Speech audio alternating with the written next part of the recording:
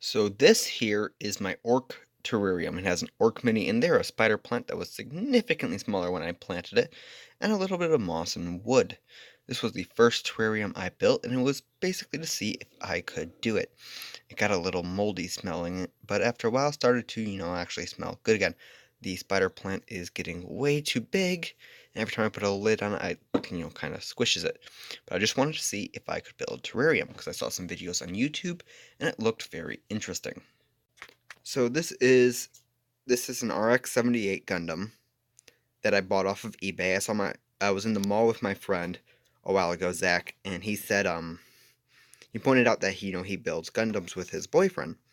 So I figured I would give it a try, and I bought this off of eBay. It was already built, so did it to practice weathering, practice painting, and I had a lot of fun with it. So I moved on and started building my own. We have a Zaku here, some Swedish thing here, and this one here. This one was really cheap.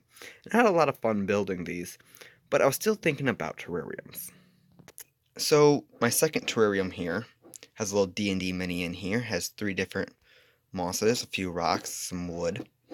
And this one, this one's actually pretty nice terrarium. It works very well, and I really like it. And it was actually pretty, like the easiest one that I've built, but it's nice and it's cool and kind of enjoyable. But then I got an idea.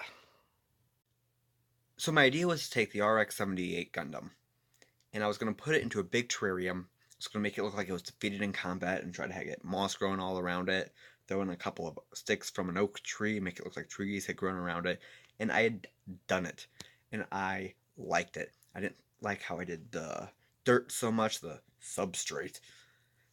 But I liked how it turned out, and I actually took quite a few pictures of it, and it looked very good. However, the first Gundam that I actually built was actually a Chinese knockoff, and it broke while I was making it with some of the wings. So I gave up on building it, and I gave up on the weapon, and I just gave up. Pieces weren't fitting together. I'd gotten the whole body of it done, and that was good enough for me. For my first build, it was very difficult, that Chinese knockoff. The Zaku, my second build, so much easier. But, I kept him, and I didn't weather him at all. I didn't paint him at all. I just kept him on the shelf.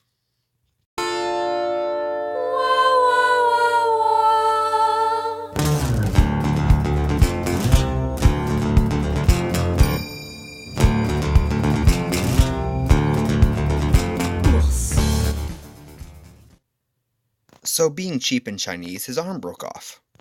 And I decided I would, put some holes in him, paint him up, use some gray to just make him look all bad and damaged.